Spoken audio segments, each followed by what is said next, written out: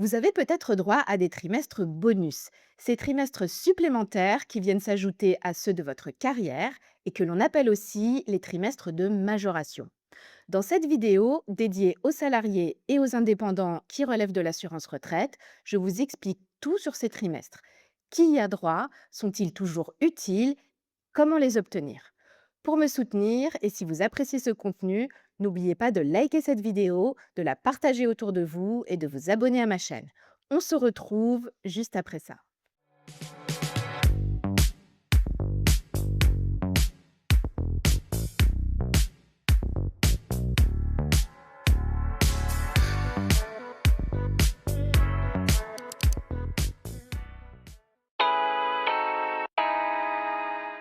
Chaque année, tout au long de votre carrière, vous obtenez des trimestres. Le trimestre, c'est un droit de la retraite de base qui est le premier niveau de votre retraite. Le second niveau, c'est la retraite complémentaire qui, elle, fonctionne en points. Le trimestre, c'est le droit le plus important pour votre future retraite, car c'est grâce à lui que vous allez pouvoir partir au plus tôt, parfois même avant l'âge normal de la retraite, et avec le fameux taux plein. Et pour en savoir plus sur l'âge de la retraite et sur le taux plein, vous pouvez regarder ces vidéos. Des trimestres, il en existe différentes sortes. Et sur ma chaîne, vous avez une vidéo qui vous décrypte chaque type de trimestre et comment les obtenir. Le trimestre de travail ou encore trimestre cotisé, le trimestre gratuit, aussi appelé trimestre assimilé. Vous avez aussi une vidéo qui vous révèle les 5 choses que vous devez absolument savoir sur les trimestres de la retraite. Aujourd'hui, je vais vous parler des trimestres de majoration, qui sont des trimestres supplémentaires que l'on va vous attribuer dans certaines situations considérées comme ayant impacté de manière défavorable votre parcours professionnel. Ce sont des trimestres un peu particuliers et il est important de comprendre qu'ils ne sont pas rattachés à une année particulière de votre carrière. Si vous avez travaillé en 2010, on va vous donner des trimestres de travail en 2010. Si vous avez été au chômage en 2011, on va vous donner des trimestres de chômage en 2011. Mais les trimestres de majoration, eux, ils ne sont jamais liés à une période de votre parcours. Ils viennent s'ajouter à votre quota total de trimestres, que l'on appelle aussi la durée d'assurance.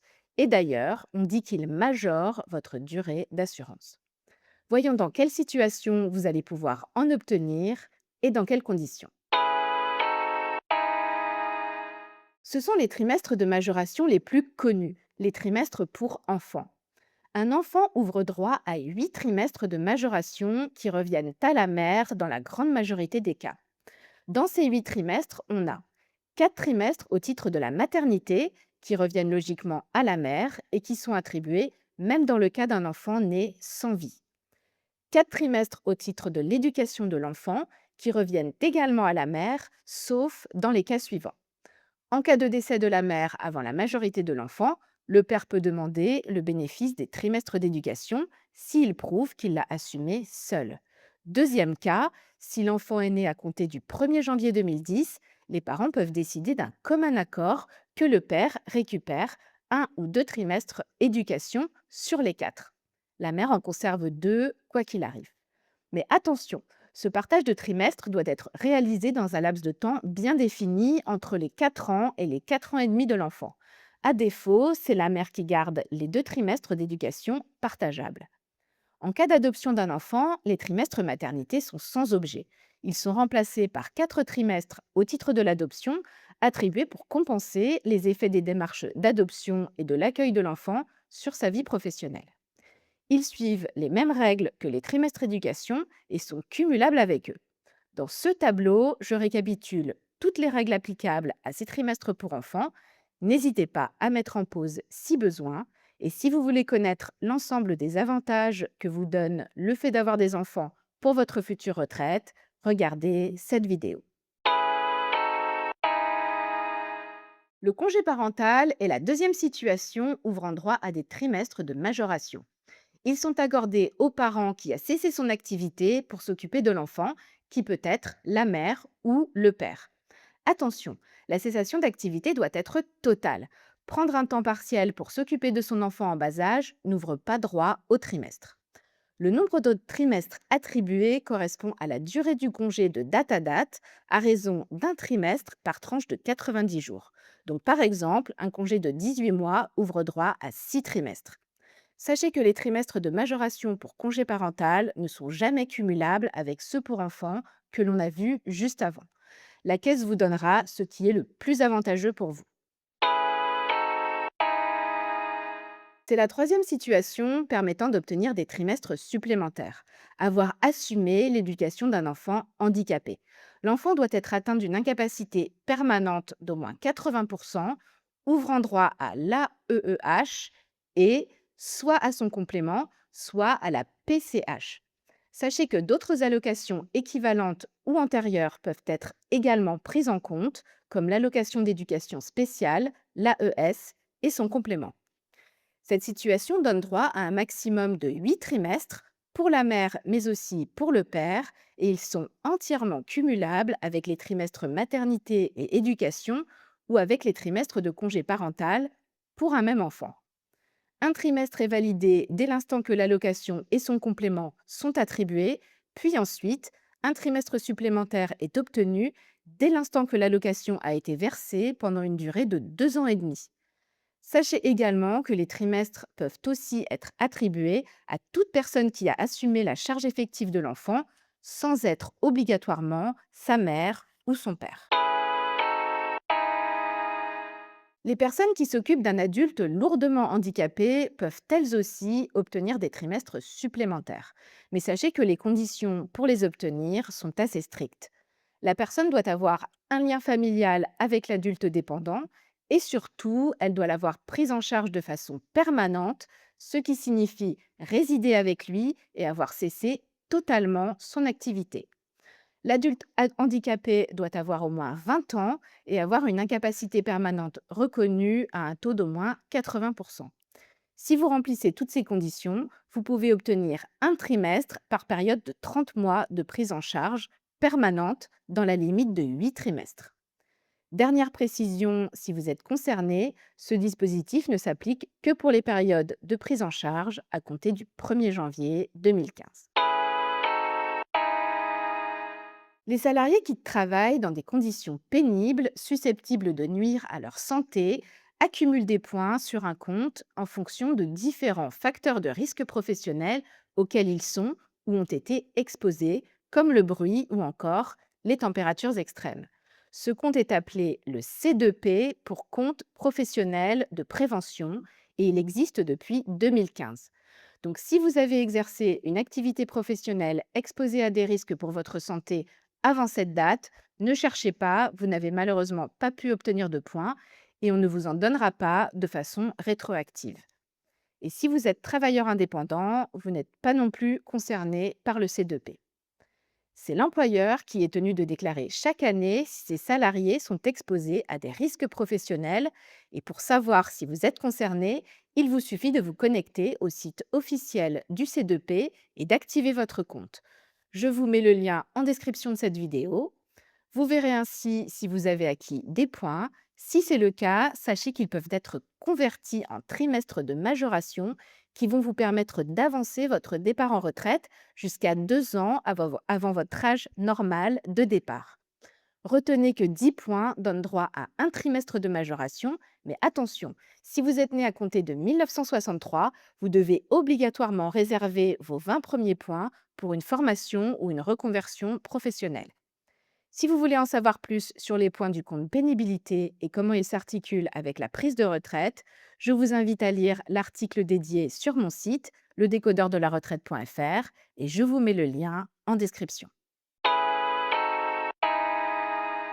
C'est un dispositif technique et assez méconnu, donc je vais essayer de vous l'expliquer simplement sans trop entrer dans les détails de calcul. En gros, si vous continuez à travailler après l'âge de 67 ans et que votre carrière n'est pas complète, on va majorer votre nombre total de trimestres de 2,50% par trimestre effectué après 67 ans, car même si à 67 ans on vous donne le taux plein automatiquement, votre pension de retraite, elle est quand même calculée en fonction de la durée de votre carrière.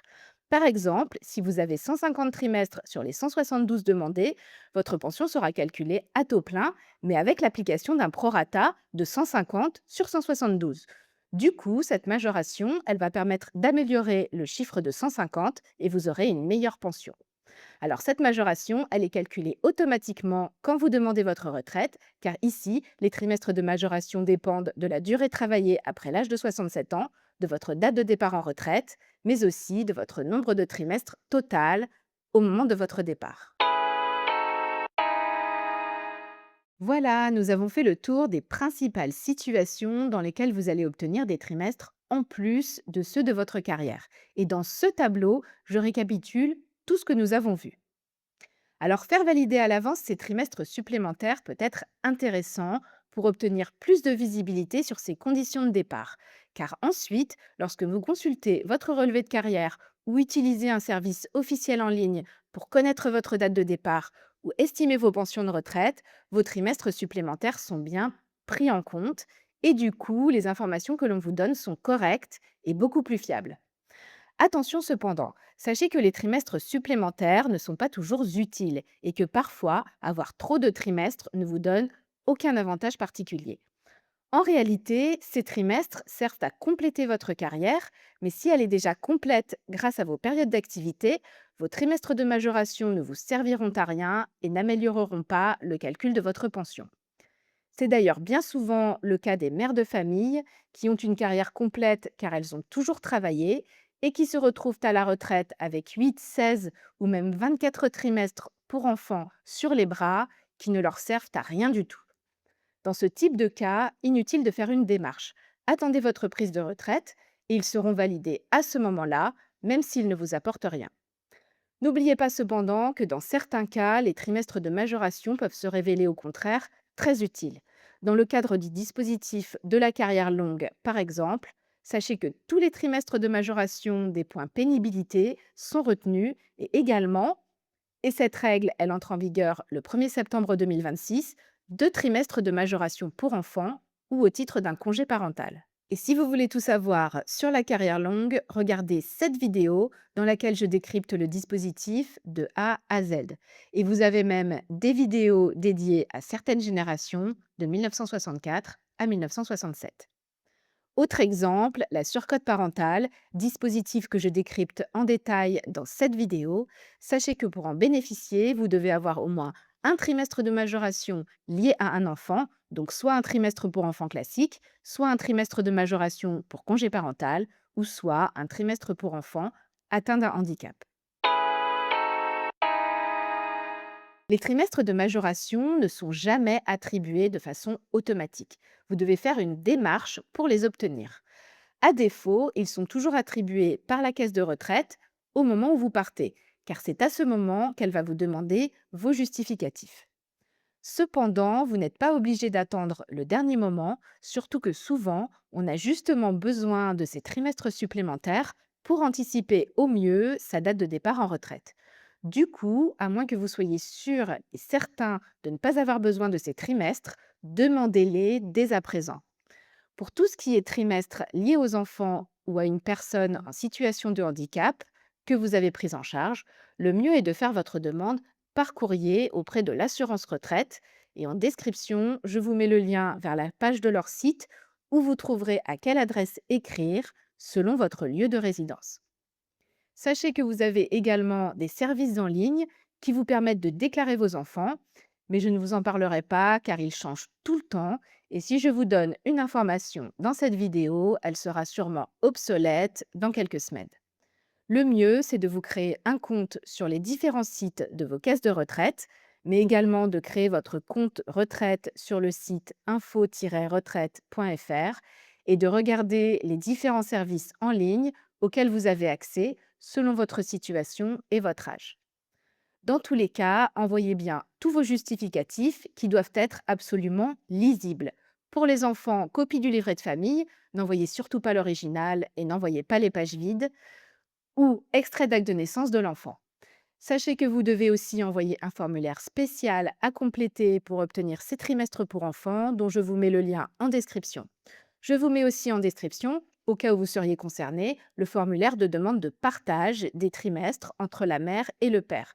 Mais au moment où je tourne cette vidéo, sachez que ce formulaire n'est pas à jour car il indique que 4 trimestres sont partageables avec le père, alors que depuis la réforme des retraites de 2023, ce nombre a bien été limité à 2. Pour le congé parental, vous devez envoyer en plus une attestation de votre employeur précisant les dates de votre congé parental. Et je le rappelle, n'oubliez pas que les trimestres de majoration ne se positionnent jamais sur une année de votre carrière.